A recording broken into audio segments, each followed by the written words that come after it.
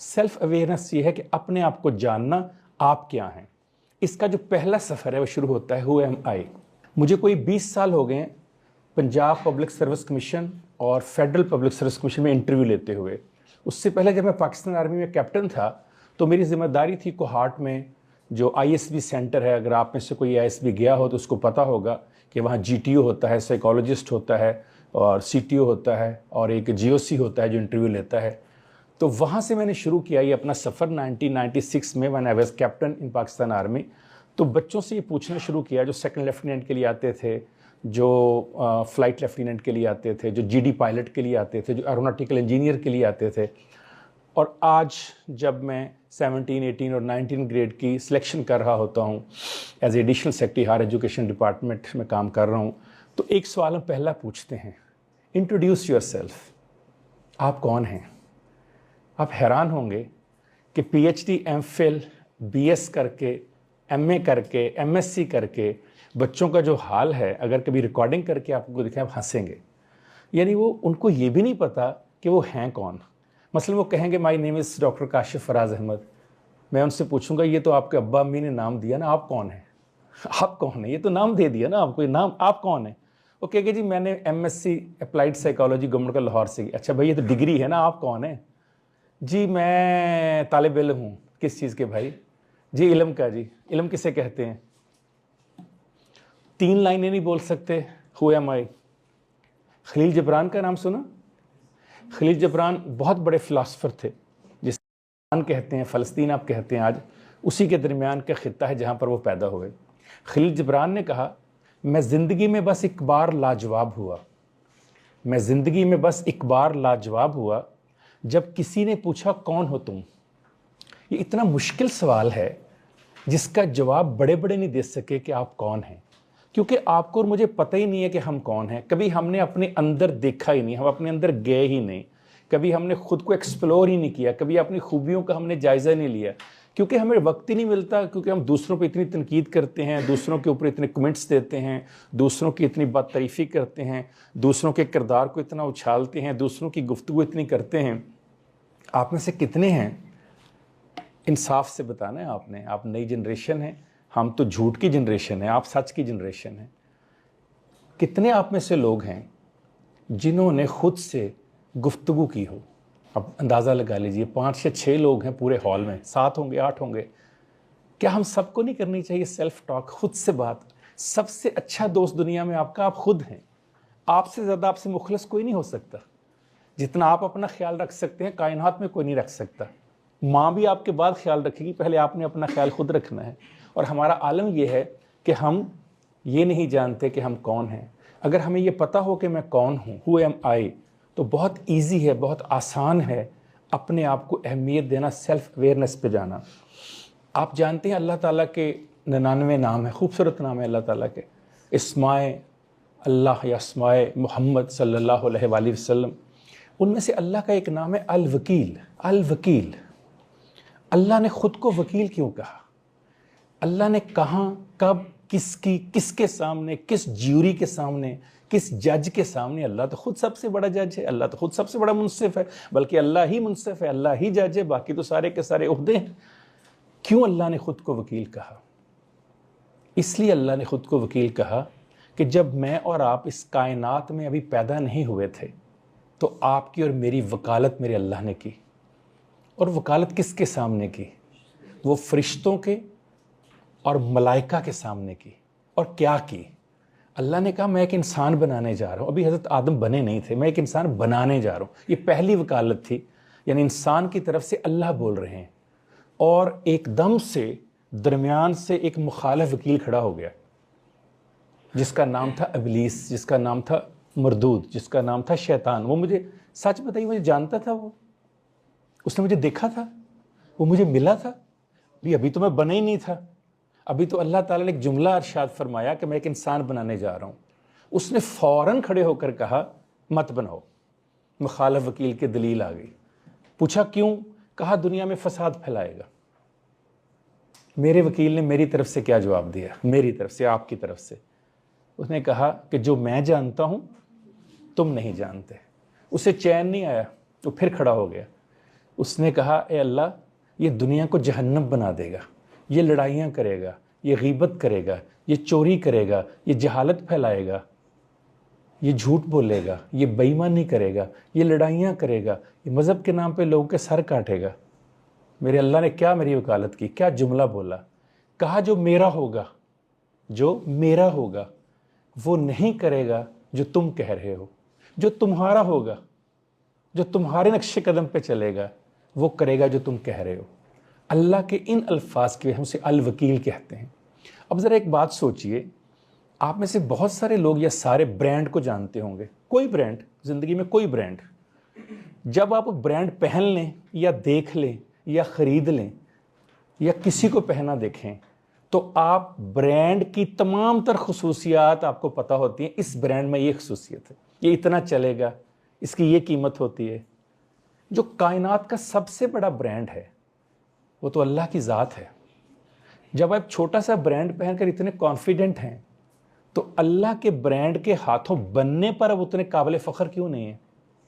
उससे बड़ा तो ब्रांड ही कायनात में ना कोई हो सकता है, ना होगा, ना कभी आया था, ना कभी आएगा। तो मेरे लिए कितनी बड़ी सेल्फ अवेयरनेस है कि मुझे किसी आम इंसान ने किसी आम मशीन पर, किसी आम हालात में, किसी आम काम के लिए पैदा नहीं किया। मुझे अल्लाह की ज़ात ने ख़ास माहौल में, ख़ास काम के लिए, ख़ास अंदाज में, ख़ास तरह से पैदा किया है। आप में से हर एक को मत सोचिए आपका कद कितना है, आपका रंग कैसा है, आपकी आंखें कैसी है, आपका कंप्लेक्शन कैसा है, आपके होंठ कैसे हैं, आपके बाल कैसे हैं, आपकी फिज़ीक कैसी है। कभी भी कोई तख्लीक करने वाला अपनी तख्लीक में कोई खामी या कमी नहीं छोड़ता। ये जिसने ये पेंटिंग्स बनाई, जिसने ये लेटर लिखा, जिसने ये यूट्यूब के क्लिप बनाए हुए हैं, इन्होंने कमी छोड़ी है कोई? जिसने ये बनाया उसने कमी छोड़ी है, जिसने ये बनाया उसने कमी छोड़ी। तो जितना बड़ा ब्रांड बनाने वाला है अल्लाह, क्या उस पर हम ये कह सकते हैं कि उसने मुझे बनाते हुए कमी छोड़ी होगी? और जो कमी अगर उसने छोड़ी होगी वो तो उन लोगों को दिखाने के लिए छोड़ी होगी, देखो मैंने तुम्हें सब कुछ दिया, इसको नहीं दिया। जिसको नहीं दिया वो शुक्र अदा कर रहा, तुझे सब दिया तू नहीं कर रहा। वो तो अल्लाह ने आजमाइश के लिए उसको भेजा। किसी की अल्लाह ने आंखें ले ली बसारत, किसी के कान ले लिए अगर अल्लाह ने, किसी के पैदाइशी तौर पर अगर अल्लाह ने एक टांग से, एक बाजू से महरूम दुनिया में स्पेशली एबल्ड करके भेज दिया, तो दरअसल उस इंसान को तो अल्लाह ने आजमाइश दी दूसरों को दिखाने के लिए। उस शेख सादी रहमतुल्लाह अलैह के बारे में है ना कि उनके पाँव में कांटा चुभा, उन्होंने रोना शुरू कर दिया, अल्लाह मैं नमाज कैसे पढ़ूंगा। देखा तो एक शख्स दोनों पाँव नहीं हैं और वो रेंगते हुए मस्जिद की तरफ जा रहा है, तो आपकी आंखों में आंसू आ गए। कहा अल्लाह इसके दोनों पाँव नहीं हैं, ये आप तेरी याद कर रहा है। मैं कितना बदनसीब हूँ कि पाँव में कांटा चुभा और तुझे भूल गया। तो हम उसे भूल जाते हैं कि हमें बनाने वाला तख्लीकार अल्लाह की ज़ात है। ये हमें इस दुनिया में ऐसे नहीं उसने भेज दिया कि जाओ इसको भी पैदा कर दो। क्या कोई कुम्हार बिला वजह को बर्तन बना के फेंक देगा मार्केट में? क्या कोई कपड़े की फैक्ट्री वाला बिला वजह कपड़ा बनाकर भेज देगा फैक्ट्री में? तो क्या अल्लाह से यह तवक्को की जा सकती है कि उसने मुझे और आपको बिला वजह बनाकर भेज दिया हो? दुनिया में कितनी आबादी है? 8 या 9 मिलियन जितनी भी है। क्या किसी एक शख्स का दूसरे शख्स से थंब इंप्रेशन मिलता है? कितनी जगह है ये? कितनी जगह है? 1 इंच 1.5 इंच होगा। ये तो बहुत बड़ी जगह, छोड़ देते हैं इसको। आंख में एक जगह होती है, रेटिना कहते हैं उसको।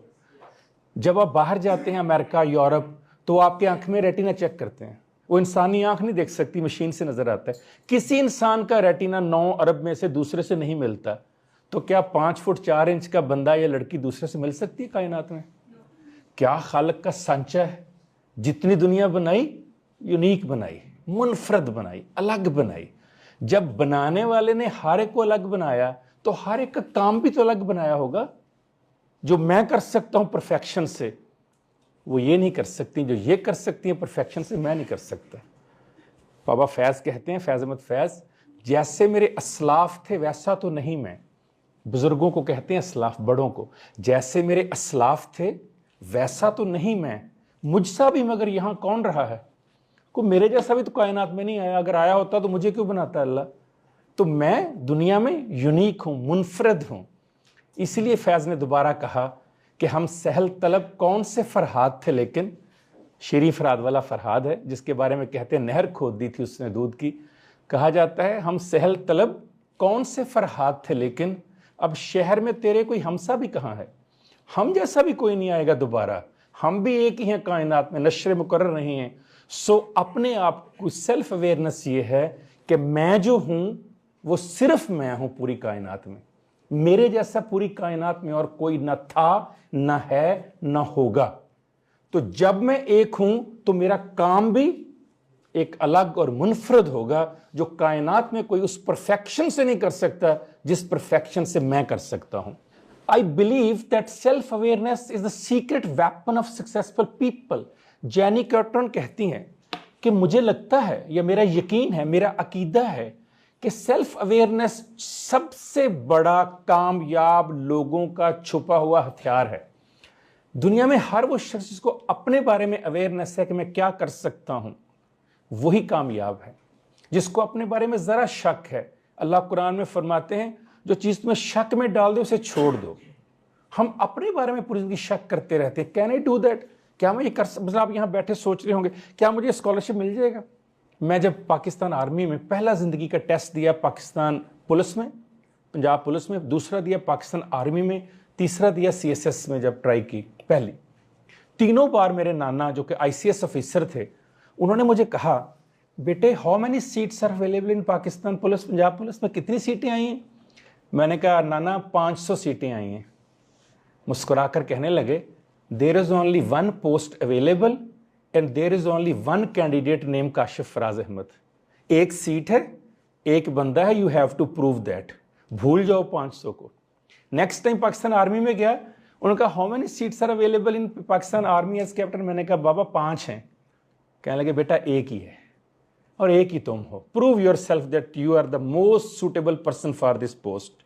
जब मैं CSS के लिए जा रहा था तो बाबा ने कहा बेटा कितनी सीटें हैं, मैंने कहा 192। कहते सबक याद है, मैंने कहा नाना अब तो पूरी जिंदगी नहीं भूलेगा, एक ही है, मेरे लिए है, मुझे प्रूव करना है। कैन यू इमेजिन, मैंने 3 दफा पाकिस्तान टॉप किया। क्यों? मैं लायक था, मैं तो स्पोर्ट्समैन था। गवर्नमेंट कॉलेज लाहौर में फर्स्ट ईयर में मैंने क्रिकेट और बैडमिंटन की बेस पे दाखिला लिया, मेरा मेरिट नहीं आया। मैं तो FSC मैंने स्पोर्ट्स के ऊपर की। उस जमाने में साइंस में भी स्पोर्ट्स का कोटा हुआ करता था।